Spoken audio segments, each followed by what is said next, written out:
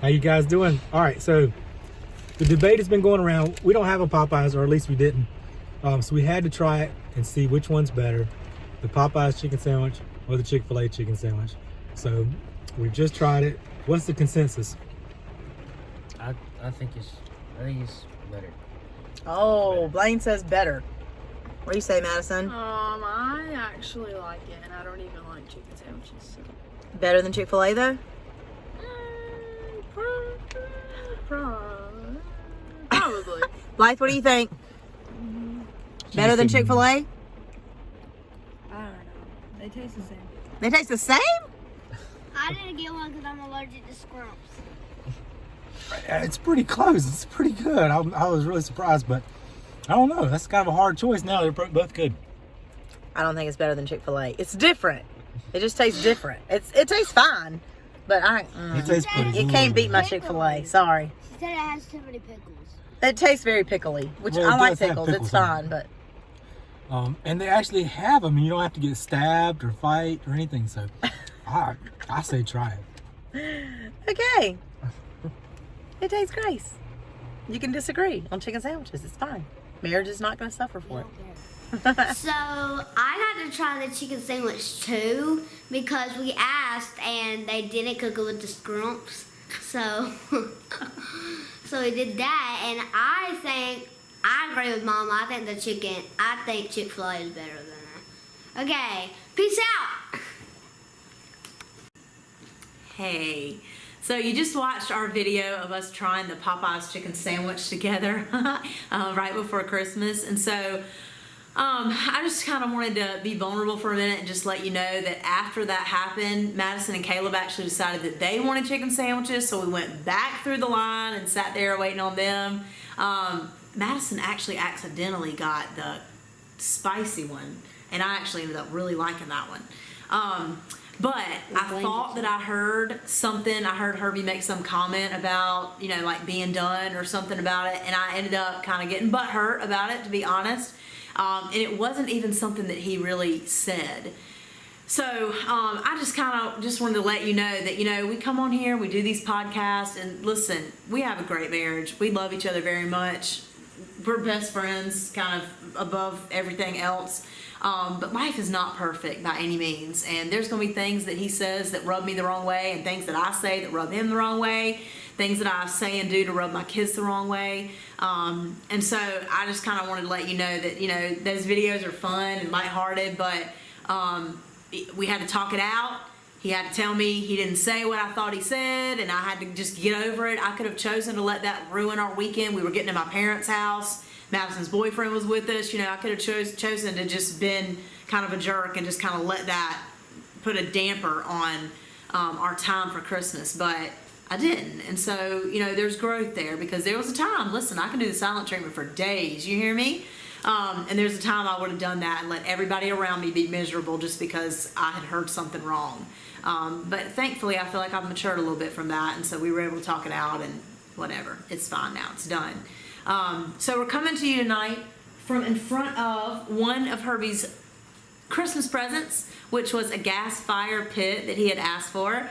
And so we just had a little bit of family time tonight around the fire and roasted some marshmallows, and so we just thought that this would be a good place to do our podcast. Yeah, I thought so too. It's unusually warm. I got sweaters and all this fire pit and all this kind of stuff, and it's like 75 degrees. But we don't let that stop us from having a good time. We like to spend time together as a family. Our family's out here. We did some marshmallows and had a little fun. That Popeyes chicken sandwich, it was good. The more I think about it, the more I like it better than Chick-fil-A, by the way. However, I will say this. The service was terrible. We waited forever. Both times we went. The second time, it was crazy how long we waited. It definitely does not have the type of service that Chick-fil-A does. So the experience is nowhere near what Chick-fil-A's is. And it was just a misunderstanding, but a lot of times life is like that. Sometimes we just think we hear things that we don't, or maybe we're on our own, hypersensitive to things that we, have emotions about. And sometimes, learning from that and understanding that is the best way to fix those problems and to move on. So you don't ever want to let those types of things ruin your relationship or your time with your family or anything like that. And it can go a lot of different ways. It may be different for you. Just kind of put that into perspective whenever you have those kind of types of disagreements and arguments with your spouse or with your family. But we had a great time this weekend, a great time in Greenville, spending time with the family. What do you think? Yeah, I think it was great. I don't know. I think this is more of a girl thing, but do y'all ever feel like there's kind of like this letdown a little bit after you've got something big that you've been planning for like months, like Christmas? Or I can remember it with my wedding. You know, it took 2 years to plan my wedding. Herbie and I were engaged for 2 years and used every single bit of that.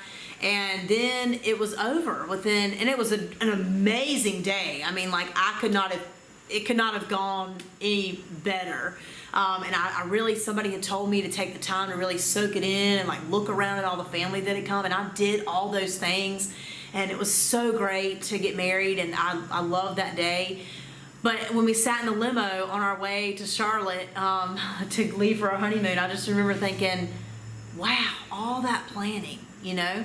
So Christmas sometimes can be that way for me a little bit. So this year we decided, and we've done this a couple times, you know, we usually get a little bit of money for Christmas, and so we set aside a little bit of it and decided to just go to Greenville overnight, stay in a hotel. We swam in an indoor warm pool by ourselves. We had the whole pool to ourselves, all 5 of us.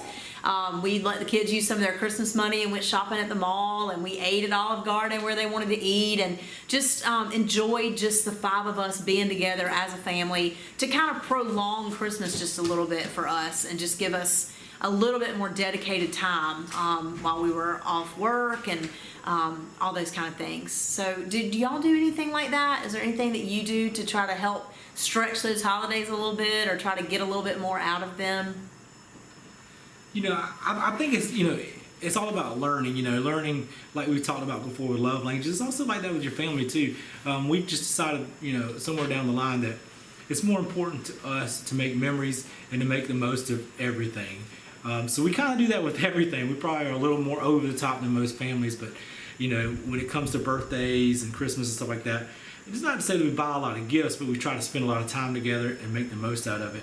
And this is just one of those types of things. Last year we had a surprise trip to a place called Banner Elk, and this year we went to Greenville. And it was just an opportunity just to get away from the TV and get away from just sitting around the house and just making memories, finding new places, and making adventures out of whatever we can. Because we understand, you know, especially as our oldest is getting ready to graduate this year, that, you know, that time is very small. It's a small window, and we just want to make the most of those. So I don't know where you are in your stage of life. Maybe your kids are already grown out of the house, and you have grandchildren, or maybe you have little babies, or, you know, whatever they may be. Wherever you are in your stage of life, I encourage you to just make whatever you can. You know, if it's something you can do big, make it big. If it's not, just make something out of nothing. I mean, that's what we literally do. You know, we'll find a way. Just like tonight, you know, we could be doing a lot of things, but we chose to sit out here and roast marshmallows and just kind of be together and not have the distractions of electronics, you know. So, you know, it doesn't take that much effort. You know, it's the small things that add up to big things, and those are the memories you can take with you. So that's what I encourage you to do today. And when you get those arguments, you know, talk it out, figure out what was really said, and then move on. Just let it go. Just let it go. Put it behind you, because it's not worth it. It never is. How about you? Yeah, and one of the things too I thought about is he said, you know, if you've got young children, I can remember, you know, it's not as easy when you've got young kids to just get up and go somewhere. And so I shied away from that a little bit, especially once I had Caleb. You would think, you know, he was my 3rd kid, but it had been a while since I'd had a newborn baby. And you know, like my best friend Laurie was living in Las Vegas at the time, and I remember her saying, just get him on a plane and just come see me. And I remember being like, I can't do that. I can't go with a baby on a plane by myself without Herbie. Like, it freaked me out. And now I wish so bad I had done those kind of things. I wish I'd taken advantage of being on maternity leave and going and doing those kind of things. So I encourage you, you know, do it, y'all. Make the memories. Take the time that you have. We've got some close friends that have lost loved ones right here at Christmas, literally the week before Christmas, unexpectedly lost loved ones. And it just really was a reminder to me that you're not promised tomorrow. You know, life is a vapor. And so none of us know if we're going to wake up tomorrow. You know, what we do with this time that we've got on this earth, it's all we've got. And so take the time, make the effort. You know, sometimes it takes a little bit more. You got to take all kinds of stuff for little kids and all that, but you know, do it.